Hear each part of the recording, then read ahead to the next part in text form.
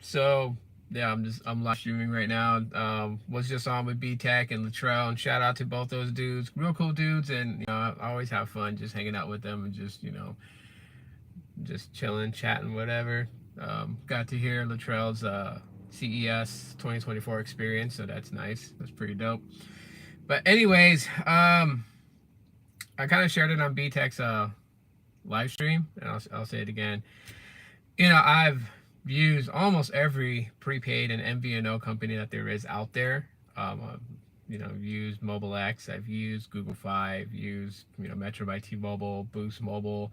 I have used Unreal Mobile and Freedom Pop and just Q-Link Wireless. So there's just so many different ones out there, and I've landed on now that I've had experience multiple times, right? So it's not just based off of one-time use. I've gone around, I've ported numbers over, I've lost phone numbers that I've had because port issues and stuff, whatever.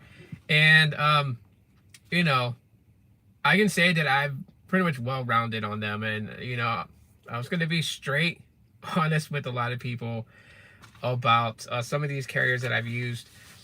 But I decided to land on Visible and just stay on it, right? So 2 lines I'm gonna have, both are gonna be on Visible. I'm not looking to have an AT&T line and a Verizon line, like just Visible. Visible on my iPhone 12, Visible on my Pixel 7a, and I'm waiting for that SIM card to come in because I got a physical SIM card, so I can easily swap devices, and the eSIM will just stay on the iPhone.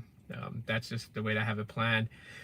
The reason why Visible, and like I'm going on Visible's $25 plan or $20 plan for 2 years, because the Visible 24 promo code knocks off $5 for 24 months.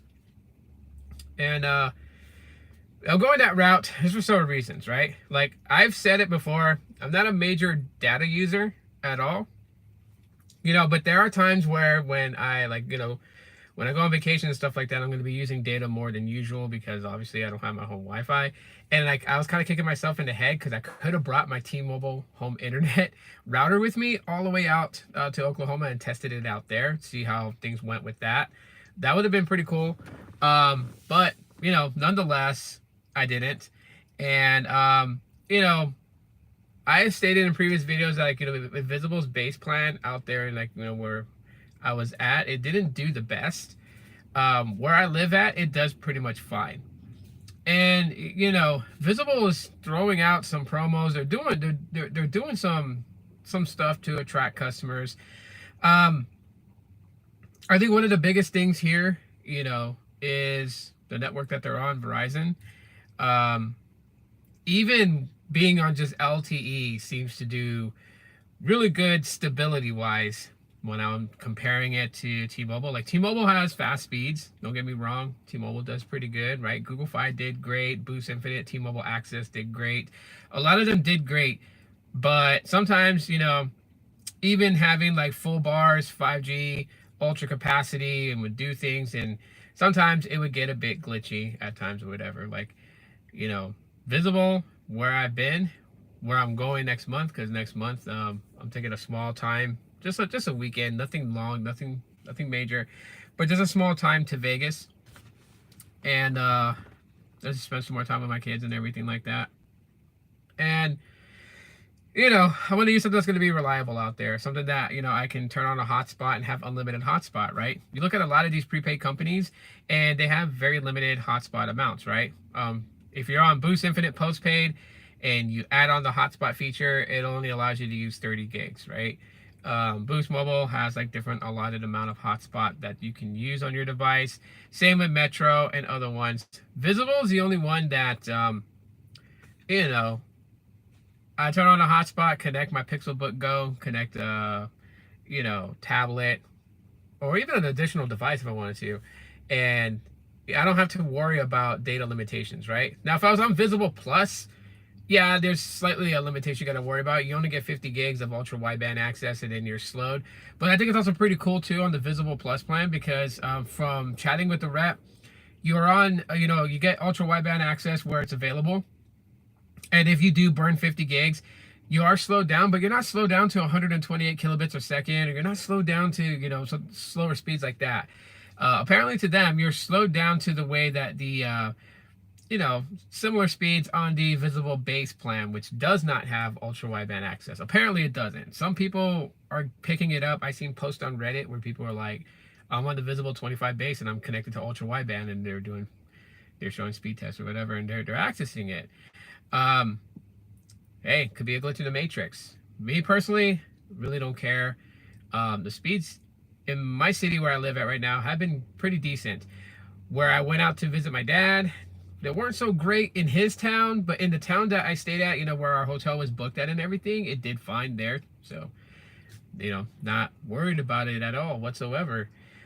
So the fact is that, paying $20 a month for unlimited talk and text, for unlimited, LTE 5G coverage, for unlimited hotspot, and really being able to say that it's unlimited, it's just going to work out. And, that's where I'm going. That's where I'm end up going. Like, I know people make suggestions like, oh, go to Metro, da da da da. Like, no, I mean, Verizon home internet just recently, I guess like a month or two ago, opened up in my area too, right? So being a visible customer means literally that I can go ahead and if I wanted to get Verizon home internet, I can sign up for it, get a $10 discount because I'm on the $25 plan, and I can option the $80 Verizon home internet plan, which gives you like up to 300 megabits per second download speeds, or I can go with the lower tier one, which I think is like 100 megabits per second download speeds. If I wanted to, I can. Probably won't, because the T-Mobile home internet does just fine for me. So, I don't really have much of an issue with that. Oh, we got some drama? Do we have some drama?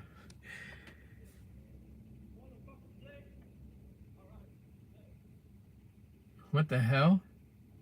That dude that just ran in front of my car is like literally messing with those ladies and their dogs. He's just running through the parking lot. What the hell? What in the world? This happens on my live stream. What the hell? He just ran around the side of the building. I have no idea what's going on with that dude. I'm just watching those ladies and their dog walk, because if he runs at them, then I'm gonna get out and run at him, because that's not cool. I don't appreciate dudes that show frustration and anger towards women like that. Like, be mad at them, whatever, tell them to fuck off. Hey, that's great, but don't make threats. Like, he's literally telling them, for them to see what he's gonna do. Like, you ain't fit to do shit, dude. I will beat the brakes off of you. Anyways, yeah, so jumping ship over to Visible. That's the plan. What up, Tech for Your Needs? That is my plan, and I'm gonna stick with Visible. It's low cost. It gives me the most out of it. Like, Mobile X was cool and everything like that. If you're using very, very low data, then hey, why not? But for the same price, I can get more out of it just being on Visible. So, I mean, that's kind of the idea going forward. Everyone has their suggestions for what people should use, but hey, that's on them. I've been with T-Mobile for 17 years, postpaid. Yeah, postpaid is, I don't know. Because I don't need any of the extra stuff. Like, I know one of the big benefits of being on postpaid, obviously, is priority. You'll have a better priority over the T-Mobile network compared to, like, T-Mobile prepaid or any of the other MVNOs, except for Google Fi. I found out Google Fi's priority access is similar to T-Mobile postpaid. But again, Google Fi is pretty pricey, for what they're giving. Like, plus too, and like I said, I was gonna be brutally honest about things, and you know what, like, everyone's experience is different, and I'm not knocking anyone who uses Google Fi and totally enjoys them. Like, hey, that's great that your experience is good with them. What I've noticed is that I've had 4 different Google Fi accounts. I've had issues trying to activate certain phones at times, and it's like, I'm not bothered by activation issues, right? Like, hey, you know what? Like, just fix it on the back end. It's all good or whatever. Like, I'm good with that. What pisses me off is when they're like, oh, can I get the IMEI to your device? And then they get the IMEI to your device, and they're like, okay, we escalated it. It's going to take 24 to 48 hours to activate. And then when you hear nothing back from them, and then you call in, because I actually call Google Fi reps, not just chat with them, and then they want to tell me that the person that that I spoke with submitted the IMEI, blacklisted it, so it can never be activated on Google Fi as far as eSIM. And then they're like, well, you can go get a physical SIM. I'm just like, wait, why would you blacklist my IMEI? Like, why would you do that? Because like it's always the same thing with Google Fi. They're like, oh, where'd you get the phone? It's like, I got it from the Google store. I was like, oh, okay.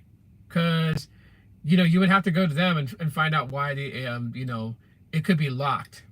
I'm like, wait a minute, you guys are part of Google, so why are you telling me to go to Google if you're part of Google? And then why are you telling me that Google's going to lock? Google doesn't lock the pixels when you buy it from them.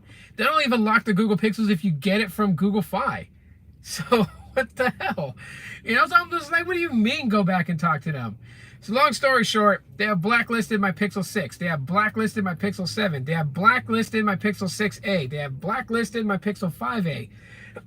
And I'm like, whoa, you guys just literally blacklisted eSIM activations for those phones. I can put a physical SIM card in there if I want to. But I'm like, why is a company blacklisting my phones? For what reason? Like, for what reason at all whatsoever? So, I give up on Google Fi. Like, I would love to have been, stay with the company. It would have been all cool. The perks they give you, like, YouTube Premium for a year. You have, the family link that if you have a family plan, you can definitely, keep your kids and stuff secure with their phone lines and where they go. There's just all these things, and it's like, I mean, I just don't like dealing with companies that do shady things. So, hey, it's over and done with them. Well, I didn't know you had those issues. That's insane.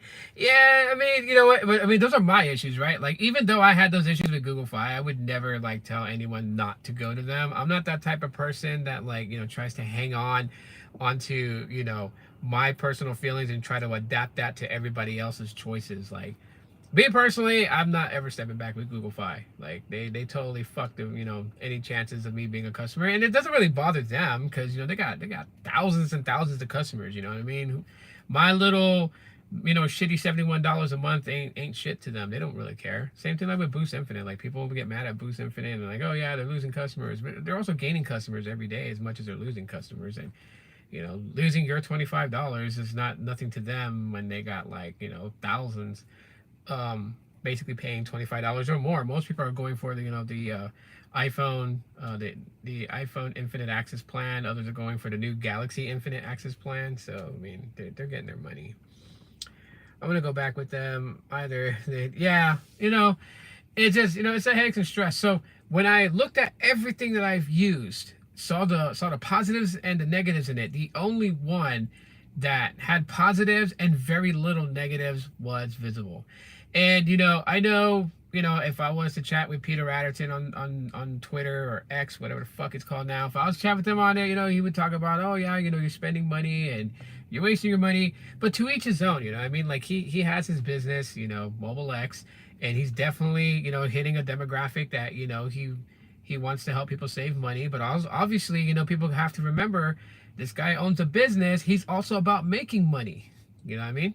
So, because honestly, if I was like a fucking trillionaire and I opened up my own MVNO and I was just like serious about saving people money, that would be the most craziest MVNO ever. I'd be the one to sign up with my services and yeah, I'll pay your bill type of thing. That's saving you money because you're gonna get free service from me, and I'll just be paying Verizon or AT&T, whoever I worked with on an MVNO deal. I'd be paying them to provide service to you. So I would lose out on money, but I would save you money. So really, at the end of the day, he's just trying to hit that target demographic that doesn't use a lot of data. More power to him that he hits that. It's totally cool. But while I'm not a heavy data user, I still do use a good amount of data. So that's something that, just wanted to be clear on.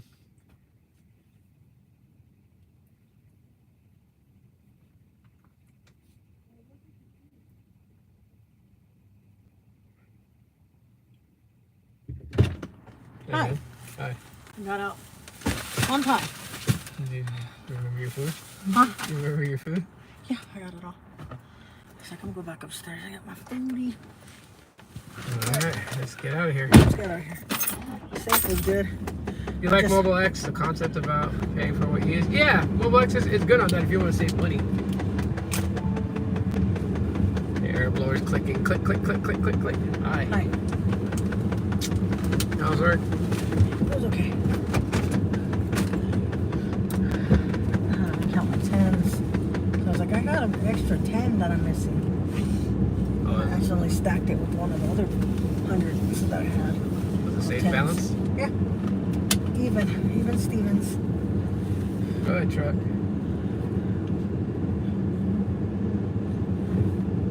So anyways, that is my reason for Visible. Why I'm going back to Visible. Anyways, my wife is here now. I'm gonna hang out with my babe and everything like that. Appreciate y'all for stopping in on this quick little live stream. Hopefully you guys caught the live stream with BTAC, myself, and Latrell. That was a lot of fun. And yeah, I will talk to y'all later. Y'all have a good night.